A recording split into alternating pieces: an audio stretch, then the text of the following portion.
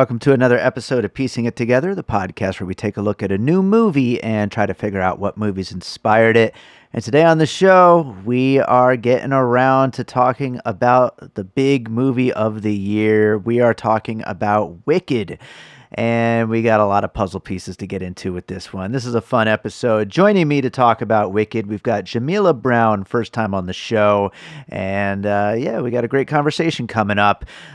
Before we get to it, I do want to remind you, as always, to make sure you are subscribed to Piecing It Together wherever it is that you listen to podcasts. Wherever you're listening right now, just hit that follow or subscribe button. Maybe drop us a 5-star rating and review while you're at it. That would help make sure that more people check out the show. You could also follow us on social media at Piecing Pod. And don't forget to join our Facebook group, Popcorn and Puzzle Pieces, where we continue the conversation about all the movies we talk about here on the show. And with that said, let's get into Wicked. All right, it's time to get into Wicked, and we've got Jamila Brown with us. How's it going, Jamila? It's good. It's good. I'm doing okay. I'm excited to talk about this one. I know we had kind of discussed months and months ago about maybe getting you on the show, and then we talked about maybe this being the one to do when it eventually comes out. And honestly, like, I'm not the biggest musical guy. Like, I like some, but I didn't really know what to expect going into it, and I ended up really loving it. So I'm very happy to talk about this one today. Before we get to it, though, it is your first time on the show. Let my listeners know a little about you and what you do. Yeah, so I just like watching movies. I like writing about movies. I don't do it professionally, just for fun. Mm-hmm. Uh, I think I've met a lot of people on film Twitter and been on a guest on a few podcasts. So guess that's how I ended up here. Yeah. Yeah. Yeah, absolutely. That's how a lot of people end up here. So, yeah, we're all just people out there looking to talk about movies and figure these things out. So, yeah, right on. Well, before we start getting into the main thing, the puzzle pieces and all that, I mean, what is your experience with Wicked? Were you a fan of any of this previously before the movie? Well, I am very much so a fan of musicals. Maybe Hmm. not as into theater as other people. I'm like in that weird kind of median zone where it's like I'll be familiar with a lot of things, but not like the entire lore. Just Hmm. mainly because I can't afford to see musicals like some people. I Fair. don't live in New York City, so Yeah. it's just like I've always been familiar with a lot of the songs. I think I kind of ended up reading a lot of what happens, and I'll spare any spoilers for anybody, just because I was like, "Okay, what is this about? What is this based off of? Is it worth reading the book?"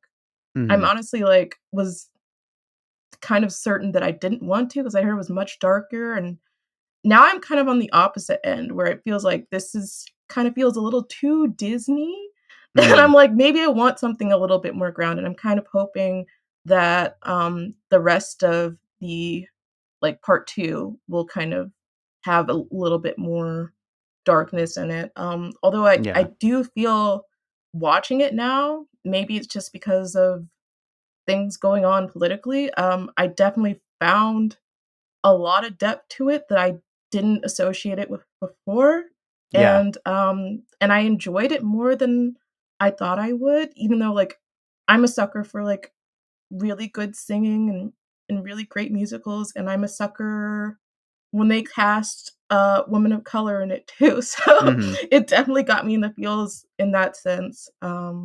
Yeah. No, no, for sure. And yeah, I mean, there's a lot of political undertones to this, and a lot of that I think is just coincidence of timing. Honestly, like, I mean, this couldn't have been a better time. And obviously, we're recording this like after it's having a huge second weekend, and it's doing amazing box office. And I think people are really connecting with a lot of those themes, and I think they'll probably come up along the way as we're getting into the puzzle pieces and stuff like that. But I do want to go on a quick tangent though, because something you mentioned about how expensive going to see musicals on like Broadway or any of that. Mhm. I think making this into a movie, whether or not it's necessary, is like it kind of is because most people can't go see those musicals, and so it really does kind of lend itself to something that, can end up becoming for way more people when it gets to the movie theater. And when as much like love and attention as what director Jon M Chu and this entire cast did, I mean, it actually makes it worthwhile overall. Yeah, I love that it makes this more accessible Hmm. and that it does recontextualize it in a way that actually fits the narrative. Like, Elphaba is clearly representative of someone marginalized. I feel um it was even evident then with the casting of like Idina Menzel. Hmm. It's like the original casting, she's a Jewish woman, Hmm. and Cynthia Erivo is an African woman. Like I think outcasts just end up seeing themselves in this character, and it just fits to me. It just Yeah. works really well. Yeah, absolutely. Absolutely. Well, I want to throw a first puzzle piece in here just to kind of get the ball rolling. And this one, so first of all, we were kind of talking about this before we started recording about how there's going to be a lot of things that are, they were probably inspired by Wicked, the musical, in the first place, and everything kind of comes back around and, inspires itself all over again. But I'm going to go to a movie that's probably too new to be an actual influence because I'm sure this movie was in production for a couple of years or at least. But last year's Wonka, which takes a story that does it need a prequel? Does it need an origin story for any of the stuff? Not really, but they managed to pull something off that people really, really enjoyed, making it a musical along the way where, the original had music, but I wouldn't really specifically classify it as a musical. And same goes for Wizard of Oz. And, there's plenty of musical numbers in it, but there's a lot of dialogue scenes as well. And making a full blown musical out of it and telling that origin story that maybe wasn't, on paper a totally necessary thing, but then it comes together and actually ends up being really fun. No, I think that's a really good comparison, well, for Mhm. many reasons, and I kind of laugh because that was another musical that I went on thinking that I would end up disliking, and I Mhm. just ended up, like, it just made me a little softy at the end. I was crying. I don't know what was going on then. Yeah. I didn't cry at the end of this one, but I I was tempted to. Yeah. And yeah, I think that it's also a really good comparison because, from what I believe, the book, The Wizard of Oz, written by Frank Baum, was like, uh, some sort of commentary on, like, the gold standard, and even with the original Charlie and the Chocolate Factory, it was clearly like a satire. It was kind of like his own commentary on, like, the state of children and of television, and it's kind of like a modern fairy tale, but Mhm. like more of a traditional fairy tale where it's like, oh, the good kid doesn't eat too much, doesn't watch too much television, all that. Yeah. Yeah. Absolutely. There's so many themes, like heavy, deep themes baked into things like the original Wizard of Oz or Willy Wonka. And nowadays when you get these kid and family movies, it's just like I don't know. I mean, a lot of them are great, but it's just about like I'm sad. Like, Mhm. like that's as deep as the themes really go. And so like these movies though, they've got like fascism and Right, right, right. capitalism and like all Mhm. these things that they're digging into. So yeah, it definitely makes for a deeper well there. But what do you got for a first puzzle piece? What do you think of for this one? Well, I wouldn't say this is an influence. In fact, I would say I'm pretty certain that Wicked and its popularity influenced it, and Mhm. maybe in turn it's kind of like, you know, they're influencing each other. Sure. um, I would say Frozen, Hmm.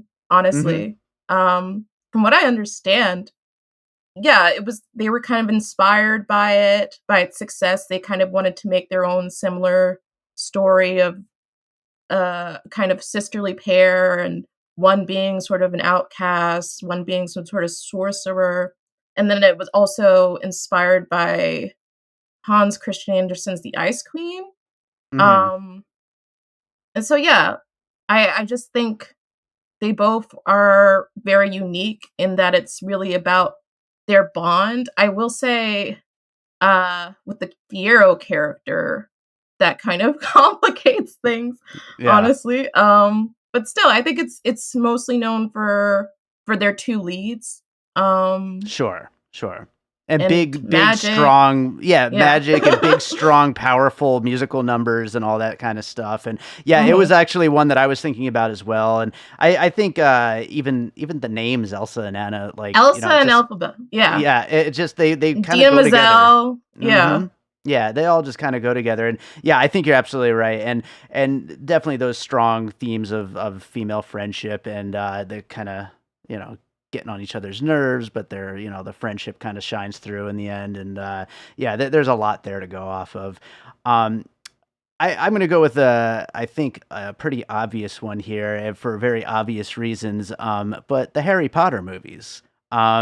We are at a wizard school here, and Mhm. there's all this training going on. There's certain classes they want to get into. There's certain teachers that they respect or don't respect, and there's all kinds of secrets and mystical magic stuff going on that they want to get in on and want to learn about, and various powers that be are keeping them back from any of those kind of things. And I think in a lot of ways, this definitely kind of hits the same notes that anybody who is into the Harry Potter movies would really get a lot out of Wicked as well. Right. And then Harry, grew up feeling like the redheaded stepchild, and then he goes to school and it's like, I'm the chosen one. Yeah, Not exactly the same with Elphaba because they still kind of hate her, but right, sure. yeah.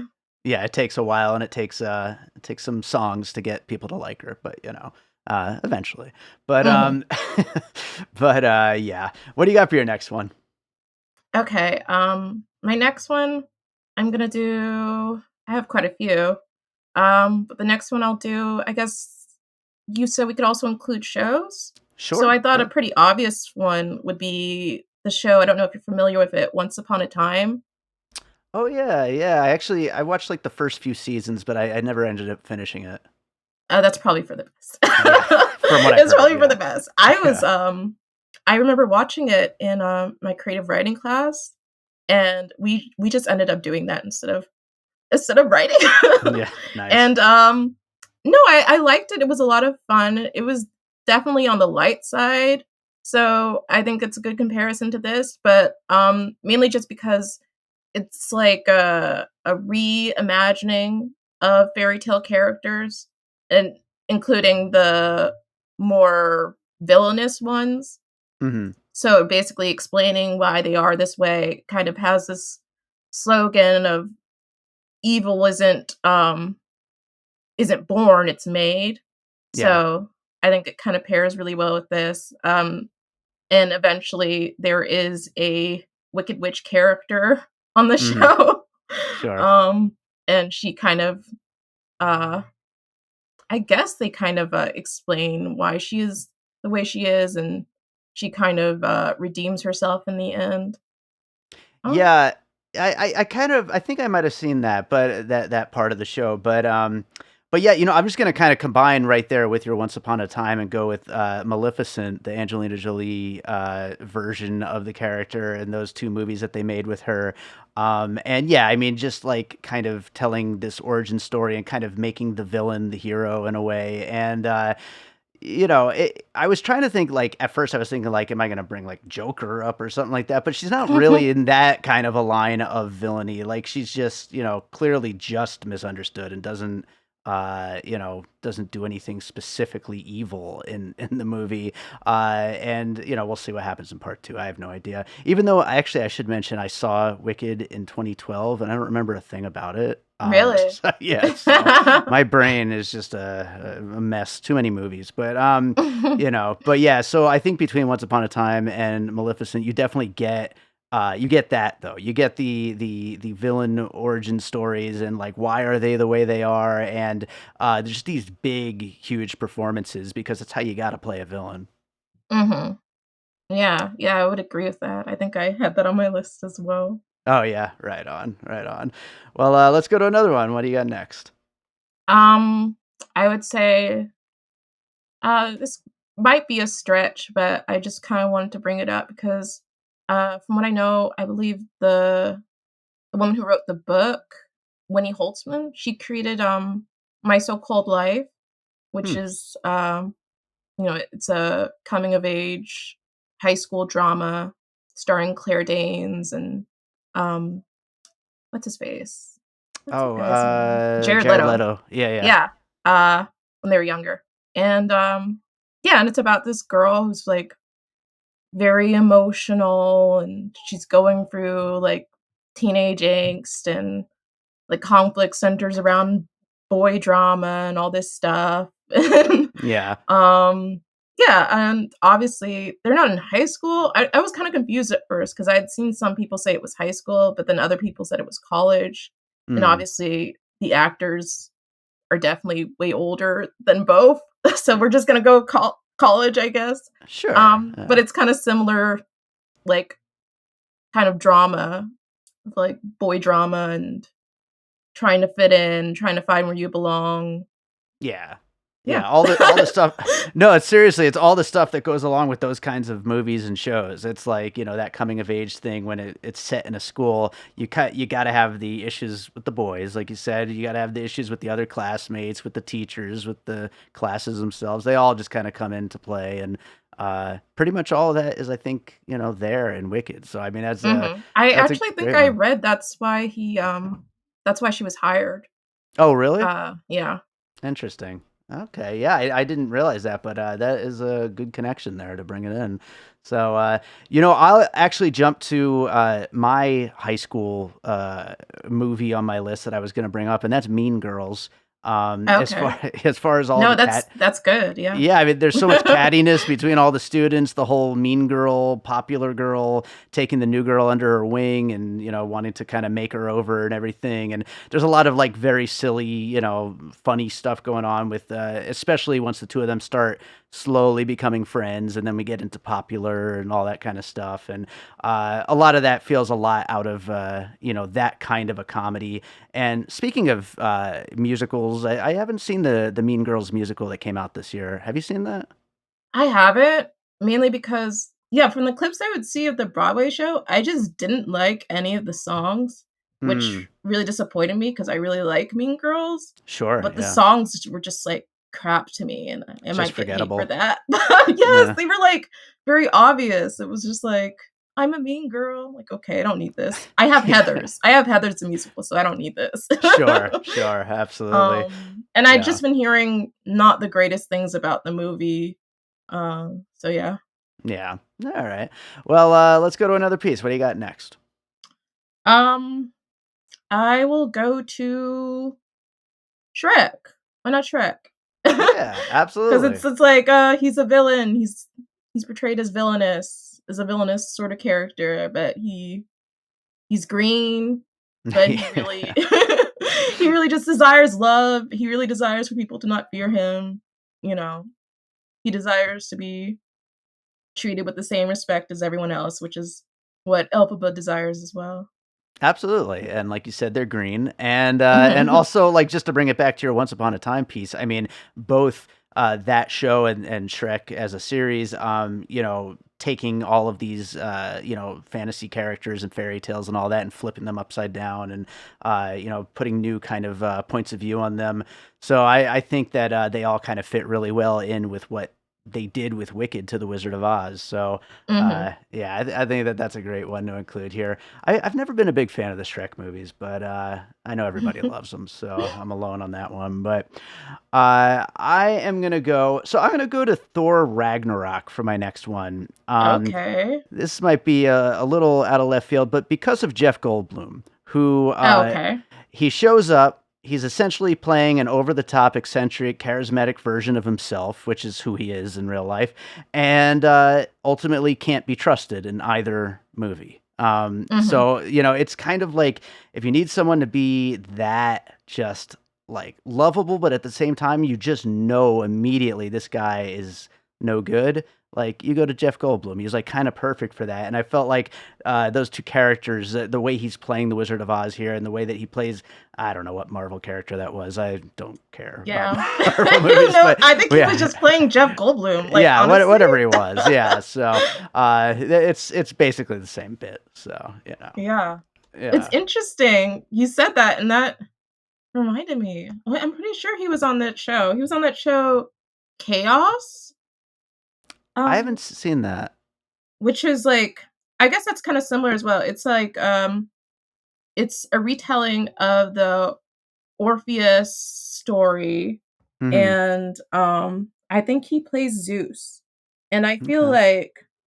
I feel like people who are less familiar with Greek mythology don't realize that Zeus is kind of an asshole. So, and so yeah, it's recontextualizing that story for new viewers. Yeah. I'm gonna look it up. I'm pretty sure because I'm confused because I read that Yeah, I just he found it. originally Chaos. Yeah, you're right. yeah, he originally was Chaos. supposed to Yeah. be played by Hugh Grant, which I would have also thought would be interesting. Ooh, yeah. Hugh Grant's on fire lately. He's so Yeah, good. but it's a really Yeah. good show. Right on. Well, throw that on there right with Thor Ragnarok. Fits Mhm. right in there with that. So, what do you got next? um, Let me see. This one I thought of it, and I was like, "Was that work?" And I was like, "Yeah, it's actually perfect." To bring in the whole fascism thing. Hmm. It's a movie that centers around this these group of kids, these siblings, who are sent away to the English countryside to stay with this woman who happens to be a witch. And then they get into all these adventures, uh, and they sing musical numbers, and then they fight the Nazis, and it's bed knobs and broomsticks. Bed knobs and I haven't heard of that. Is That's that it's a recent? older no, it's an older Disney movie, kind of Okay. around the Mary Poppins era, Oh, okay. and All right. stars Angela Lansbury and what's that guy? The guy who plays Mr. Brown in Mary Poppins. Oh, okay. Yeah, David Tomlinson. Yeah. Hmm. Yeah, no, that sounds interesting, and yeah, I actually just brought it up right now, and yeah, I'm seeing them floating around on the bed, which Hmm. that is just that classic Disney imagery right there, just Hmm. pure imagination, unlike a lot of stuff recently. But you know, I think this movie also like it does a really good job of mixing.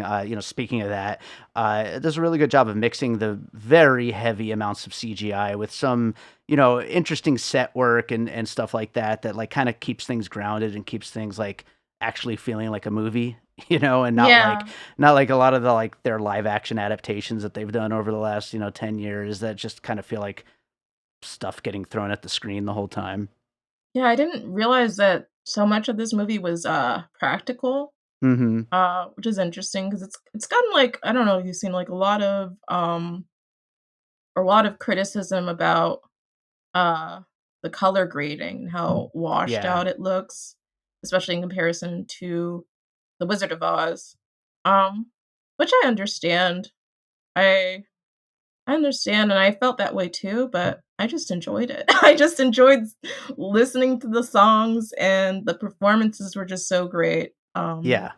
I I could completely just agree ignore with you. it. I completely agree because, like, when I first saw the trailer for this, that's what I was worried about. I was like, "This looks so It looks like bad." AI, Yeah, like it looks terrible, and I don't know if it's just, like, the fun of the movie just kinda sweeps you away and you just don't notice it, or if maybe it's just simply a case of bad trailer, but, Mhm, I thought the movie looked fine, like, mhm. I thought it looked, really good, and I know I've seen a lot of people talking about how washed out it supposedly is, but I don't know, it just didn't seem that way to me, but, uh, I'm gonna throw this is like a small little piece, a little reference, but the score during the moment when Elphaba first flies reminded me so much of the score in Zack Snyder's Man of Steel. When, Oh, really? yeah, the Hans Zimmer score, that whole kind of like shimmering strings that he does, and with the drums very slowly building up like that whole sequence just reminded me a lot of that, and then of course that builds into the whole defying gravity, which it's definitely a great way to bring the big centerpiece of everything together, and that's the best part of that movie, the Man of Steel movie, is that Hans Zimmer score. So I just wanted to throw that one in, and just a little Oh, that's little interesting, one. gotta check that out. Yeah, it's good. It's a really great piece of music. But yeah, do you have another one you want to bring up? Yeah. I also have I guess either the actual stage show, which I know people prefer, or the movie that came out not too long ago, Into the Woods.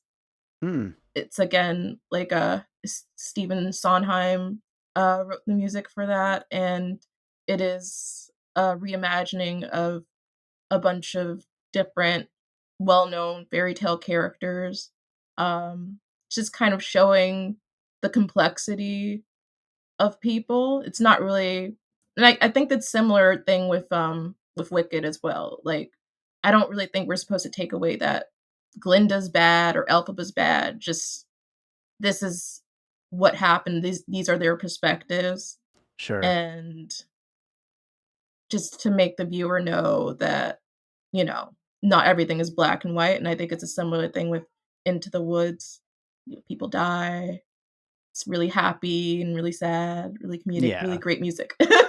Absolutely, and especially when you consider, like, The Wizard of Oz. I mean, we consider the Wicked Witch like the worst villain. Like, you know what I mean? Mhm. Like everybody grew up with that, and just thinks of them when they think of like the worst characters, and it's like, it's a great idea to try to recontextualize that and say like, hey, that's a person too, and like what exactly they went through to get to that point. So Mhm. yeah, it's you could see why this would be worth exploring. So kind of to that point, speaking of the most evil villains, my last piece that I wanted to bring up is Star Wars. Always an easy thing to bring up on this podcast because it's, it inspired so much. But I mean, the idea of the prequels filling in all this backstory for Darth Vader and what you need to know about this supreme evil being and like who they actually were and what they went through on the way, and filling in all these little Easter eggs and bits and pieces. I mean, did we need to know whose idea it was that the road would be yellow? Probably not, but you got to fill in every little detail, and that's a big thing in the Star Wars universe. It goes to the prequels, it also goes to the sequels. Like everything kind of has to fit together in some way. And I feel like it's a big Disney thing, although of course Wicked is Universal, but a lot of the Disney properties they do it with, and you could see it's kind of a big part of modern storytelling, and it's kind of my one negative on Wicked. Honestly, it's just the fact That that there's no kind of like just let things be like, yeah, no oh, and this mystery. person becomes that person and that happens, and Yeah, no, I get it. Especially when it yeah, just like it doesn't seem to make like a lot of sense, or yeah, like it just kind of seems like, what does that have to do? Like, my big gripe with this is I really don't like, I was so surprised from just like actually going in and watching the movie and actually seeing the story for all these songs I was familiar with, that it was about animals. yeah, We really don't get back to the story of the animals, like, and the animals are representative of the people who are actually being affected by this fascist regime. So like maybe we should incorporate that more, but no, because it's also a Wizard of Oz fanfic. So let's go back to that. But like that doesn't really sure. have to anything to do with what she's about. So like let's go back to the animals. Yes, absolutely. Plus, I just love the talking animals. But I mean, Right. yeah, but no, seriously, like there's so many things that they need to stuff in there, and so it just yeah, it makes it tough. And I was also trying to think like Wizard of Oz. Like I saw it about 5 years ago. Was the last time I saw it, and I was trying to remember like, is there that much with animals in that No, it's movie? just a cowardly lion. That's it, right? Like, I guess Toto, but like like yeah, that's it. Like No, really, like when they introduced the goat characters, I was like, oh, so this is like Narnia vibes. yeah, Okay. I was like, wait, are there animals in Oz? yeah. And then also, like, Apparently, they don't really explain, like, so there's animals and they're sentient. So what are they eating? we don't want to know that part. Yeah, that's probably a bad idea to get into that. But Are they all vegetarians? Is the wizard doing this because he wants to eat his steak and not have to like see a cow like that yeah, in his periphery? that seems very possible. Yeah. So yeah, Star Wars is my last one. Do you have any other pieces you want to bring up? Yeah, I'll bring up a show that I started watching and I've kind of become obsessed with. And that is Interview with the Vampire. Mm, Uh and that's because, they changed the race of one of the leads in that show, Hmm. and because of that, they also had to change aspects of his character that I think really improved things. Um, and when you watch the show, you are able to kind of, because it's kind of Lestat and Louis kind of have this strange, kind of almost abusive, or just, I would say, toxic dynamic that allows viewers to read kind of the racial dynamics into it and into the time period as well. Hmm. Um, that I think adds a lot of depth to it, and I think it's similar with Wicked by changing the race of Elphaba. No, you're absolutely right, and like that is something my wife and I were talking about when we left the theater. Like, how smart of an idea that was, because like, we obviously we see all the internet monsters complaining about movies where they do a remake and change the race. But it makes so much sense in this movie because that is a major part of the character's struggle and journey is her skin color, and so like why wouldn't you, cast a person of color for this kind of role? Mhm. So it's just it makes so much more sense. And yeah, I haven't seen that Interview with a Vampire show. Have you been liking that show? It is so good. I think it's, Yeah. obviously I'm biased because I watched it first and then I watched the movie and I was like, what, like, even Brad Pitt, I think, admits, like, I was not in my bag with my acting Mm. back then. I just think the leads are amazing. They're incredible. The storytelling is great. Anne Rice probably hate it, but I think it's a brilliant show. Yeah. Right on. Right on. Well, I think we got into a lot of great stuff here. Is there anything you wanted to mention? Any closing thoughts? Anything else about Wicked before we wrap this one up? Um, no, I'm just curious to see what part 2 is gonna be like.